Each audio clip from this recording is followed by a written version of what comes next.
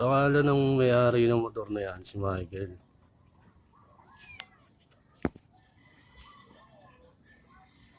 Kita niyo.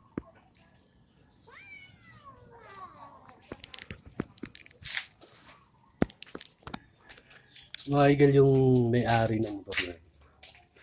Ngayon pag umiihi ako, nakamonitor yung gagong yan sa akin. Kahit nasa malayo yan, hahabol yan dito. Para ilang-ilangin ako dito. Ginagamit nila yan.